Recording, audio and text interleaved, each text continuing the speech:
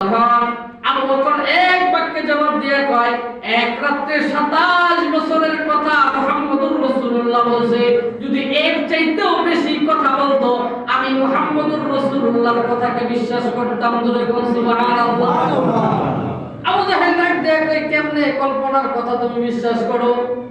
আবু বকর রাদিয়াল্লাহু তাআলা ডাক দিয়ে কয়, এইটা তো একটা সাধারণ বিষয় মিয়া, এর চাইতে বড় বিষয় মাইন্না আমি বইসা রইছি। তখন আবু জাহেল ডাক দিয়ে কয়, আবু বকর এর চাইতে বড় বিষয় কোনটা তুমি বলো। তখন আবু বকর ডাক দিয়ে কয়, যে আল্লাহর হয়ে এত কথাবার্তা, যে এক আল্লাহর একত্ববাদের দাওয়াত দিয়ে এত কথাবার্তা, যে এক আল্লাহ বলে উনি একজন পয়গম্বর, এই বিষয় নিয়ে যে কথাবার্তা, ওই আল্লাহরে কখনো দেখি নাই, আল্লাহর নিশানাও বুঝতে পারি নাই, বলে ওই আল্লাহরে যখন বিশ্বাস করে ফেলছি, বলে এক রাত্রে 27 বছরের জায়গা পার হইতে পারে, নবীজির পুরা মেরাজকে আমি বিশ্বাস করতে পারি। যেরকম সুবহানাল্লাহ। আল্লাহর পয়গম্বর মুহাম্মদুর রাসূলুল্লাহর এই কথা শুনা আবু জাহেল ডাক দিয়ে কয়, আবু বকরের মাথা দাও গেছে। এতক্ষণ কইছে আবু বকর বিশ্বাস করলে আমিও বিশ্বাস করি, আর এই দিক দিয়া যখন আবু বকর সবকিছু মাইনা নিছে, আবু জাহেল এমন বাটপারের বাটপার, তো মুহাম্মদুর রাসূলুল্লাহ সাথে মিশতে মিশতে আবু বকরের মাথা দাও গেছে, বলে আবু বকর আমরা বিশ্বাস করি না। তখন কি বার করলো চিকন বুদ্ধি, কেমন চিকন বুদ্ধি?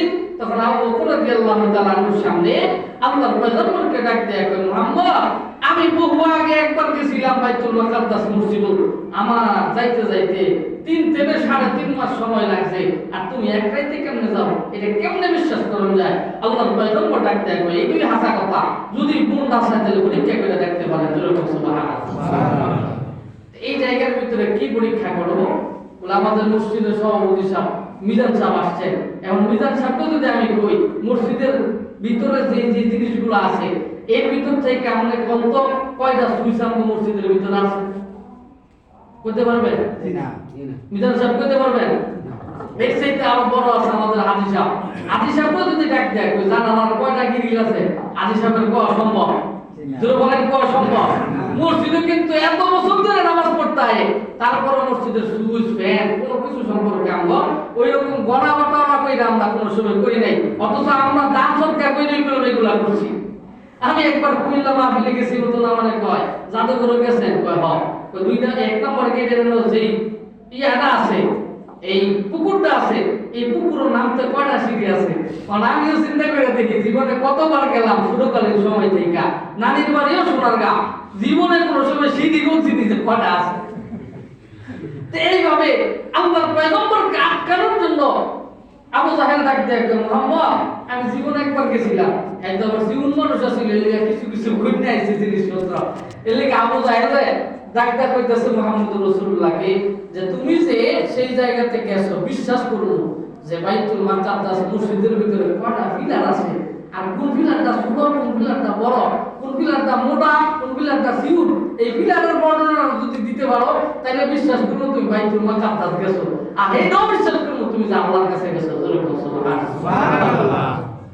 আল্লাহর পয়গম্বর মুহাম্মদুর রাসূলুল্লাহ চুপ কইরা রইলেন, আসমানের দিকে তাকায় বলে, আল্লাহ মানুষের ব্যাপার স্বভাব এমন যদি বর্ণনা না দিতে পারি তাহলে এমনই আমরা দেখতে পারেন আমকার মানুষ, তার কারণে আমি যদি এখন বর্ণনা করতে না পারি আমার অবস্থাটা কোন জায়গায় যাইব?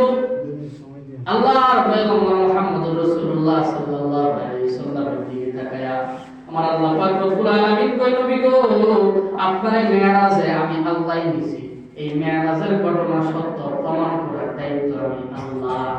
সুবহানাল্লাহ। আল্লাহর পয়গম্বরের সামনে পুরা বাইতুল মুকাদ্দাস মসজিদটাকে ডিসপ্লে কইরা ছোট আকার ধারণ কইরা নবীজির সামনে দাঁড় করানো হইল।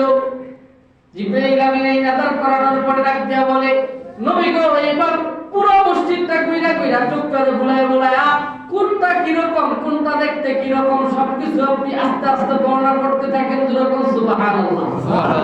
আল্লাহর পয়গম্বর বললেন, এতটা এই পিলার আছে, অমুক পিলারটা এরকম, তমুক পিলারটা এরকম বর্ণনা করলেন। করার পরে আবু জাহেলে দেখে হ্যাঁ কোয়ালকে একবারে মিল আছে। যেরকম সুবহানাল্লাহ। তখন আবু জাহেল ডাক দেয়, ঠিক আছে মুহাম্মদ কত এই কয়টা জানালা আছে? তখন মুহাম্মদ রাসূলুল্লাহ সাল্লাল্লাহু আলাইহি ওয়াসাল্লাম জানার বর্ণনা করলেন, একটা করে প্রশ্ন করে আর এক একটা প্রশ্নের জবাব আবু জাহেলকে আল্লাহর পয়গম্বর সাথে সাথে দিচ্ছেন। সুবহানাল্লাহ।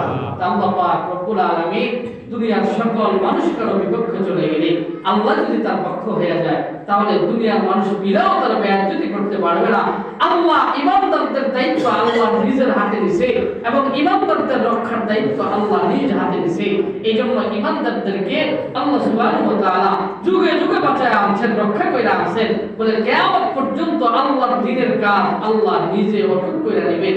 আল্লাহ আমাদের প্রত্যেককে যে কথাগুলো বললাম মেরাজের সময় সমযোগী যত কথা বলছি এই জায়গা থেকে যত শিক্ষণীয় বিষয় আছে, আমলের বিষয় আছে, এই আমলের বিষয়ের উপরে আল্লাহ আমাদেরকে আমল করার তৌফিক দান করে এবং নবীজি যে হাদিয়া আমাদের জন্য নিয়ে আসছেন 5 ওয়াক্ত নামাজ, এটাকে শক্ত কইরা ধইরা মৃত্যুর পূর্ব পর্যন্ত এক ওয়াক্ত নামাজ না পড়া তো দূর থাক, কাজাও করব না। আল্লাহ আমাদেরকে 5 ওয়াক্ত নামাজ মসজিদে আইসা ইমামের পিছনে পড়ার তৌফিক দান করুন। সকলে বলি আমিন।